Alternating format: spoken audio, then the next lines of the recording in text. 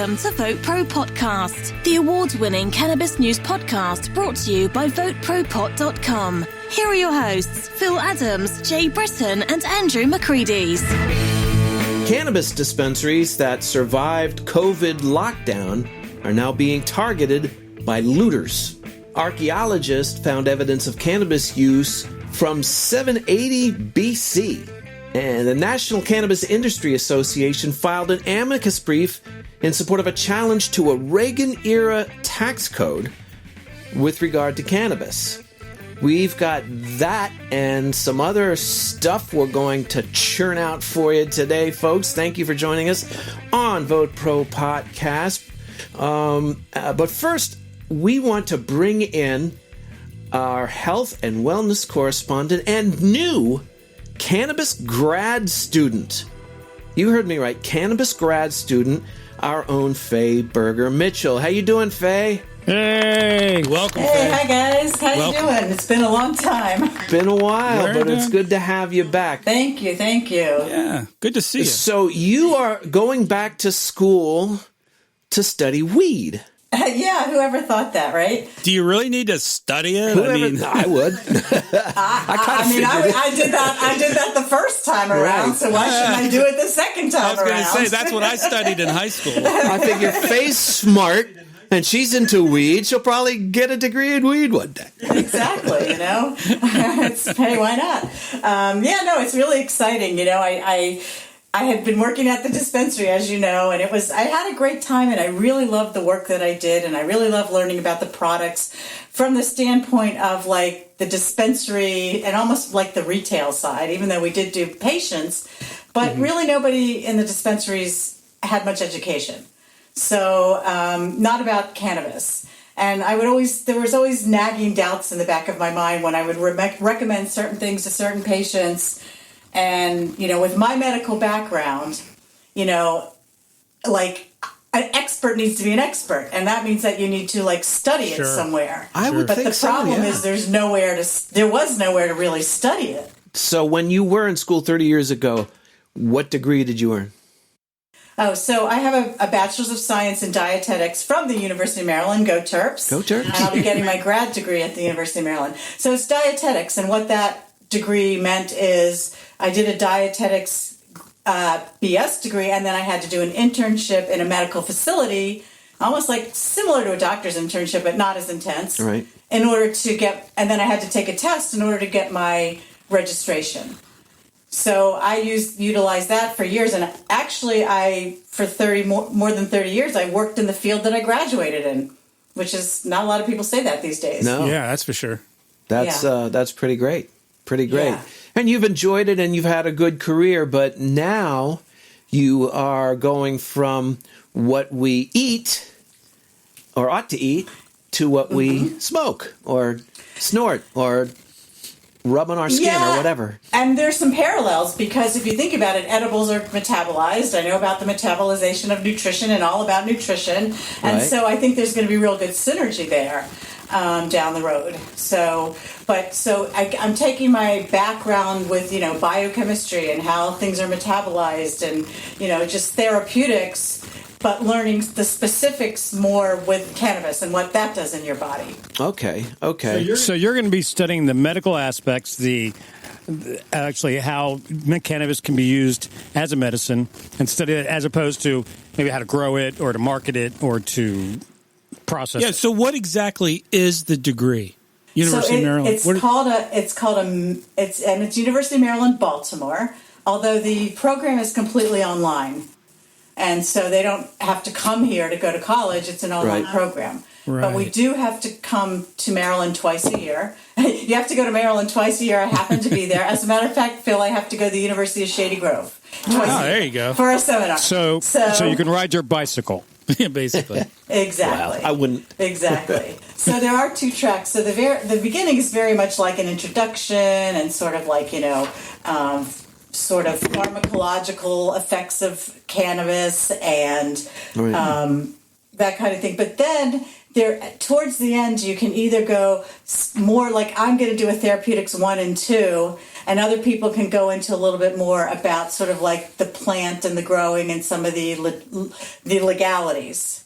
And while I'd like to do those sides as well, I'm going to, focus on the therapeutic side. So, which makes sense. It's interesting because I've been reading some like Facebook posts about certain dispensaries that in states that have gone rec.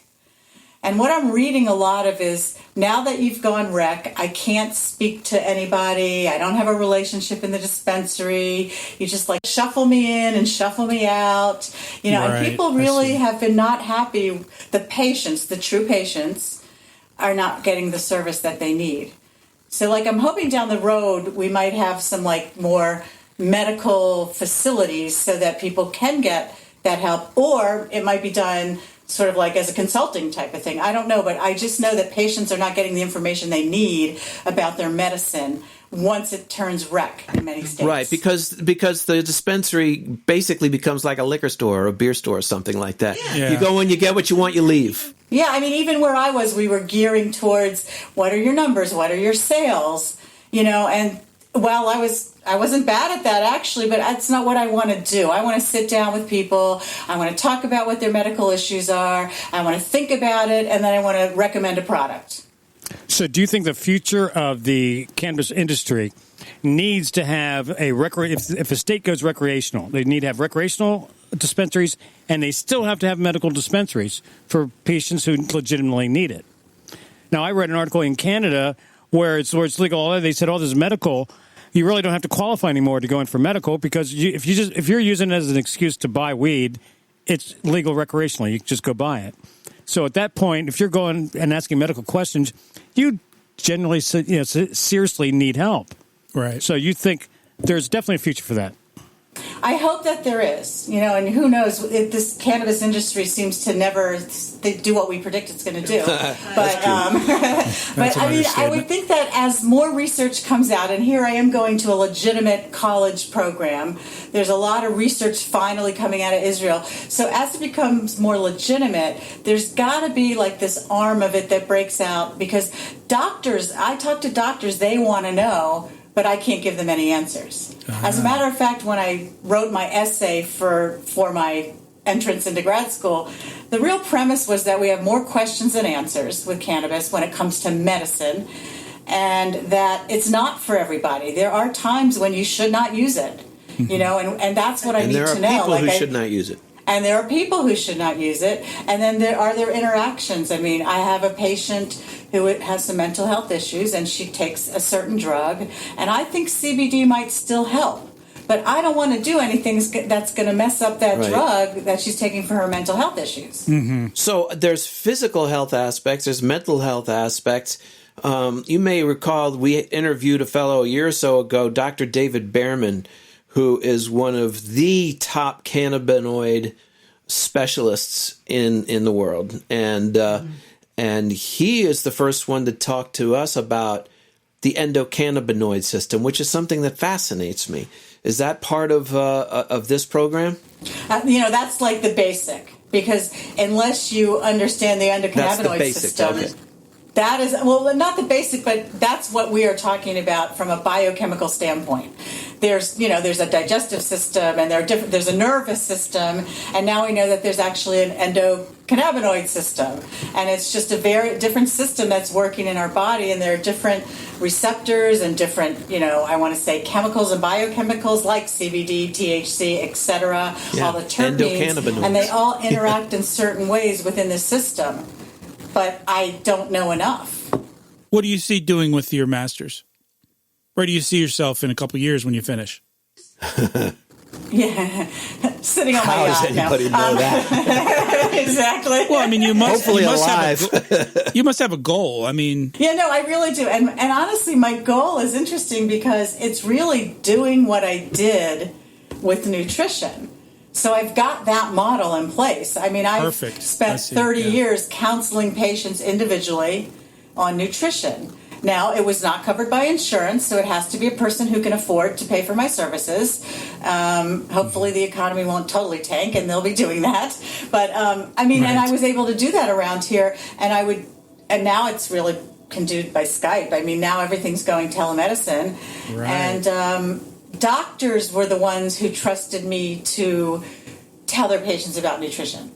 So, like, I've already started to talk to some of the doctors that I know just to tell them what I'm doing. They're like, I want my patient to talk to you before they went to get anything. So you might get a referral from a GP or something. That's exactly how I ran my practice before.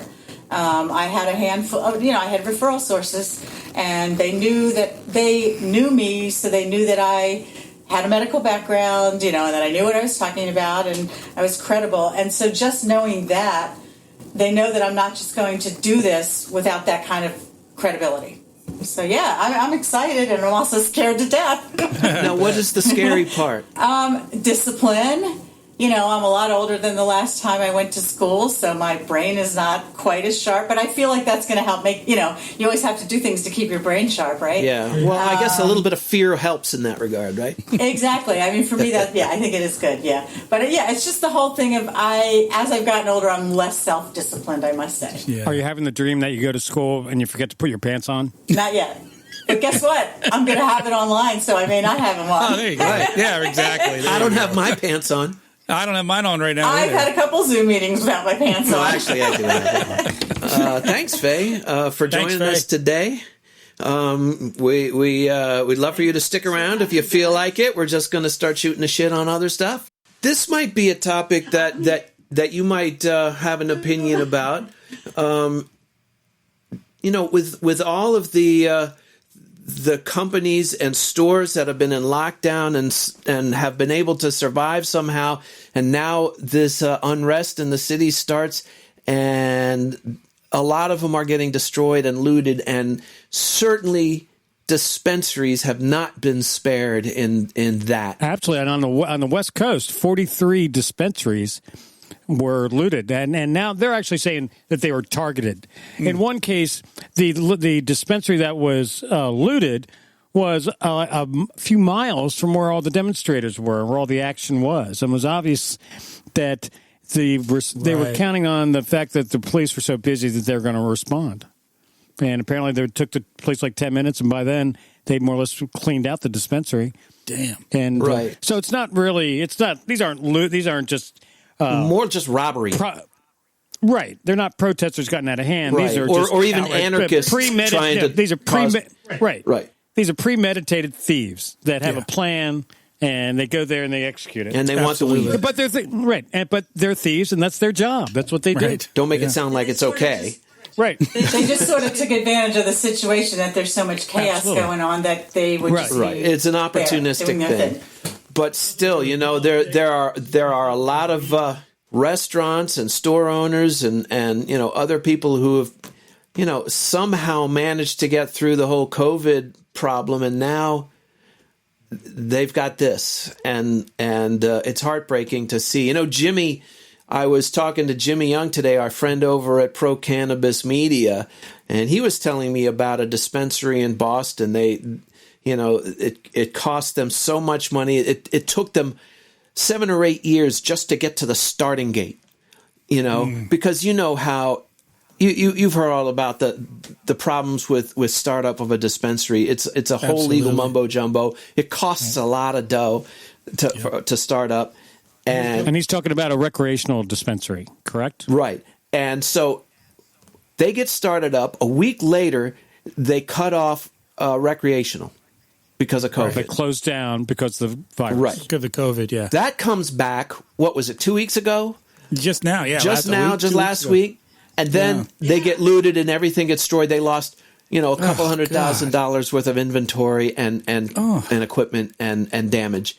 And it's like... Does insurance cover that, guys? Does anybody know? Good question. Well, can they get insurance? It depends on, can a dispensary get insurance? Well, a lot of businesses, they have to have insurance before they even open their doors. Yeah, right. So. Well, I guess state, who knows, all those legalities. I'm sure that it depends on the coverage you get. Right. But hopefully they're not coming entirely out of pocket for these damages. That would be heartbreaking to see, because we know with restaurants and a lot of them have gone out of business. And forget about the civil unrest. they went out of business because of the COVID, and they're not coming back. And that's heartbreaking, and this is heartbreaking. They're barely hanging on. I mean, some of the companies that have like dispensaries in different states, like I was getting updates, we're closed, we're open, we're closed, we're open, and it was like based on the current situation. And one day they totally closed, I think because some of their locations were in the middle of, they could be looted or whatever.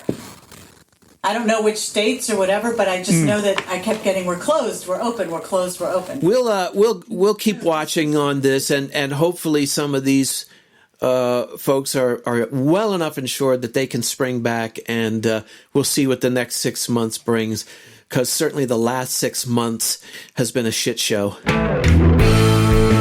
Send us your thoughts at VoteProPot.com/contact or send us an email at podcast@VoteProPot.com, and please give us a 5-star rating on Apple Podcasts. Tell your friends about us and be sure to like, follow and share us on social media. Just go to Facebook, Instagram, LinkedIn and Twitter and do a search for Vote Pro Pot. I don't know. I know what the times are like now, but I'm not sure what the times were like back in 780 BC. Probably a little different. But one thing is the same. Yeah, apparently. Yeah, it's time for my archaeology segment. Archaeology Today. That's right. Here we go. This is from a website called Inside Hook by Carl Caminetti. A recent study of a limestone altar from the Iron Age shrine in Israel has revealed traces of cannabis, linking the site to the first known use of burning cannabis plants in a ritual ceremony. Wow. Now, the shrine was first discovered during excavations at a site in Israel in the 60s. And it's believed to age to about 760 to 715 BC. So it was a long time ago, guys. Yeah. Now, they did some chemical analysis way back then and in the 70s and really didn't get much information out of it. But since then, in recent times, they've reanalyzed some of the findings. And in a recent study, archaeologist Aaron Ari of the Israel Museum in Jerusalem and a bioarchaeologist named Davery Namdar of Agricultural Research Organization in Israel found evidence of cannabis at the site. According to the report, the cannabis had been mixed with animal dung and burned at a very low temperature, presumably allowing ritual specialists to inhale the fumes. Researchers determined that the cannabis sample contained enough THC to get them high, basically. So hopefully a few years later, they figured out mixing it with the dung really probably wasn't the best thing to do. Or maybe they're onto something. Maybe we should try it. We should try it. You try it. You try it and let me know how that goes. Some good shit, man. Yeah. So anyway, that's my archaeology news for the day. So this is Israel or Palestine or whatever you want to call it. Yeah. But from 8th century BC. So apparently they were just burning it on the altar. So they were like hotboxing. Almost like an incense. So it's like incense. Yeah, like an incense. Like those Catholic those Catholic altar boys. What is myrrh anyway? Remember, we did a story last year with these Catholic altar boys that put hashish in the incense burners in got a whole church at Spade High. Right, it was during the Christmas service, and they said it was the happiest anyone had ever been in that church. Anyway, well, we've done stories in the past about findings in China. Remember where they found cannabis and seeds and so forth, even in tombs and stuff. But this is the oldest findings of cannabis that was actually used to burn. And they've finally been able to test it and found enough THC that, they were probably getting high off this. They found THC before, but it was used for different reasons. I mean, cannabis. I mean, there's a lot of history with Ayurvedic medicine and going way, way, way, way, way back. There's a lot of, and that's a little bit of what I'm going to learn in this school, too. Well, you'll have to fill us in on that because that part is fascinating to me. Yeah, me too. There is another theory. I have another theory. It could be that these archaeologists love getting, smoke a lot of weed. And they just accidentally look, man, we found some weed. But it was like, no, Barry lost that last week. 2,700 years old, but let's try it. Wow, I found evidence of ancient weed. Oh, wait a minute. No, this is mine. There was a study. Remember that they did a study. They found some weed in that ancient tomb in China, and the archaeologists said that it was 2,700 years old, but it had lost its aroma and flavor. And we said, how do you know what the flavor tastes like unless you smoked it? Right. Right? So these archaeologists found 3,000-year-old weed, and they fucking rolled a joint out of it. You got to kind of give them credit for that. I mean, would you do that if you found? No, I find it in the back of my drawer and I throw it away. I don't know, maybe. I'd do it. Hell, I'd do it in a heartbeat. Yeah. Here I can tell you that old weed, the THCA converts, and it just becomes just like less potent. So after 3,000 years, it's probably not much there. Well, we got some Washington news this week. The National Cannabis Industry Association, our friends at NCIA, filed an amicus brief this week in support of a company called Harborside Health Center. It's one of the oldest and most respected cannabis companies in America. Steve D'Angelo, yeah. Steve D'Angelo That's right. founded it. Now, Harborside is challenging the application of a really decades-old tax code. It was passed during kind of the height of the Reagan administration's war on drugs as a way to combat criminal drug enterprises. But now, Harborside and NCIA, in their brief, contend that the IRS tax code, it's IRS code 280E, that it prevents legal cannabis industry from taking the standard business deductions enjoyed by every other industry. And that's just a fact. And that results in really exorbitant tax rates, 75% in some cases, and just impedes the normal legal operation of cannabis markets. And so they've appealed this to Harborside has appealed this ruling in the Ninth Circuit Court of Appeals, which hopefully is a friendly audience. But this is one of the many challenges that has to be, pressed through federal legislation. It's not just it's not just the scheduling. There's tax codes involved, and there's a whole bunch of other stuff, and this is one of them. And if these, dispensaries and other growers and other companies can't take a standard deduction that any other business is able to take, it's a legal business, then that's just not right. Yeah, what as I understand it, I don't have it in front of me. I read an article a while ago about this. What brought this about is Steve D'Angelo's company was smacked by the IRS with a $2 million bill for back taxes. Whoa. So what happened is some filings were made by lawyers on behalf of the cannabis companies to come out and say this is not fair. And if I understand and remember correctly, the IRS came back and said, okay, I tell you what, you can write off the cost of goods. Okay. Which means, if I have this correct, that means they can write off their purchasing of product. Right. But there was a caveat. They couldn't write off their rent and electric bills and some other things. So because it's the IRS and it's so fucking confusing, apparently their accountants didn't do it the way the IRS wanted and took more deductions than they were allowed to. So that's how this has come about. Now they're basically suing the government, I guess you could say, or trying to come about to this saying, as you said, Phil, this is just unfair. We're a business like every other business. Why should we be paying 50, 60, 70% tax? Right. Real tax rates when everyone else gets to write off all this stuff. And when you think about that aspect of it, Jay, when you're allowed to write off the cost of your goods, but you can't write off plant and equipment, like anybody else or can. Rent. That's just arbitrary. There's no rhyme or reason to that. That's just saying, no, we're not going to let you do it. Are you saying there's rhyme or reason anywhere in the IRS code? Is that what you're trying to? Because I don't think that's the case, my friend.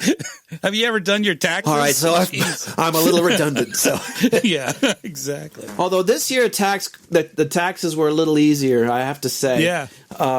but still, I mean, it's just picking the winners and losers in the marketplace, and I just don't think that's what the role of the IRS ought to be. And it just has been for much too long. Way too long. I mean, nobody understands taxes. Accountants don't understand it. They tell you if you have a relatively complicated tax system and you hire 3 accountants to do your taxes, there's no way in hell they'll all come up with the same number. No way. Oh no, no way. And I can tell you that the IRS will, accept any of them because I happen to be married to somebody who's an accountant. That's right. My husband's an accountant. Right. I mean, but I was back to that other story. Just think about it. Even if the IRS is going to audit anybody, who are they going to audit? Yeah, there you go. Right? I mean, they're already a target from day one, and then they're going to make their laws harder. Yeah, right. Yeah. And this goes back to what Andrew has said on numerous occasions. There are just certain segments in our society that are going to push back on this whole legalization thing, and they're going to use anything in their disposal. Absolutely. This also is a perfect example of how complicated legalization is going to be. Everyone used to say, well, just take it off Schedule 1, and that's it. That's all you got to do. Well, there's a lot more to it than that, right. Yeah, obviously. Right. Now, I believe that if they do take it, and when they do take it off Schedule 1, a lot of things will kind of fall into place. True, but there's still going to be a lot of regulations, a lot of legislation and regulations will constantly be changing. Yeah. I mean, till the end of our lives.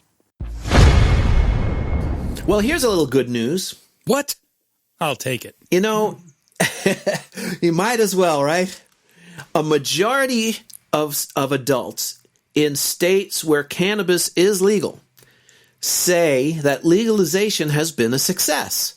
Now, we've talked about this in certain one-off kind of cases, but according to polling data compiled by YouGov, a majority of respondents in California, Colorado, Illinois, Maine, Massachusetts, Michigan, Nevada, and Washington State remain positive about their state's cannabis legal reforms. And in some of those states, it's well over 66%, well over 2/3 of the public. That's great. That makes a big difference. Makes a big difference. So, it's part of this whole federalist kind of experimental, laboratory of laws. State by state. And so far, so good on this. The deputy director at NORML, a fellow by the name of Paul Armentano, said that the polling data, quote, reaffirms that most voters do not experience buyer's remorse following marijuana legalization, end quote. And that is not a surprise to me whatsoever. What do you guys think? Agreed. Absolutely. I mean, when you've been buying it from the guy down the street for 25 years and never knowing what you're going to get, I mean, this medical grade cannabis is amazing. It's the shit. And I tell you what, I'll give you a challenge.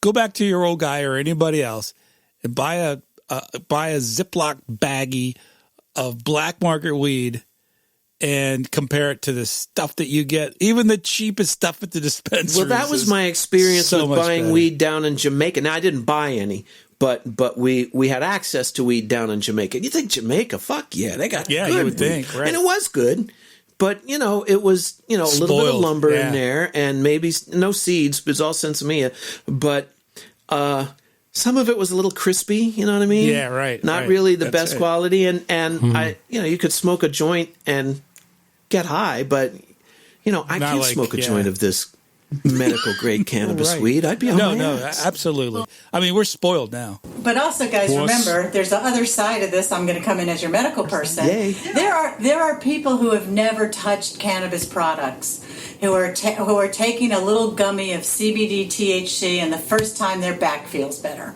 or they're rubbing some stuff on their neck and their arthritis feels better. I mean, I did see a lot of these people, and they're like. So, I mean, I can't discount the other side of it, but I think that's another reason why there's a positive response. People are having relief from things that they haven't had relief from any other drug or any other treatment. Yep, and you're talking to 3 of them right here. Yeah. No question. No, yeah, exactly. So in states where it's been legalized, has there been any pushback of people claiming that it's been a failure? Well, in Maine... And if so, what is their argument?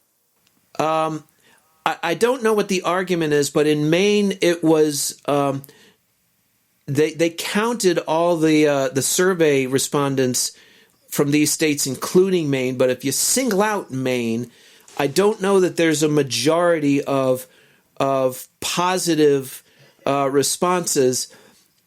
But at the same time, Maine's laws have not been implemented yet. So the jury is still out in Maine. But as far as the other people, the minority who are not happy with it, I can only imagine that it's the same old story. What about the children and that kind of thing? Andrew's point's well taken. What's the argument? What argument can you make against the rollout? You can make all kinds of arguments against it. I know, but more and more of those arguments are just being delegitimized, proven. Yeah, exactly. But I mean, you only have to watch a Tucker Carlson segment on cannabis, and it seems to be a big deal with him. And it usually has to do with, we have so many problems in the world, why add another one, is number one, right. As if cannabis is a problem. And what about the children? And hey, just let them all smoke weed and they'll chill out. Right. That's the standard. Let them smoke weed. Not the kids. Not kids. No. Keep them away from the deadly chemicals under your fucking sink. Yeah. And you'll be fine.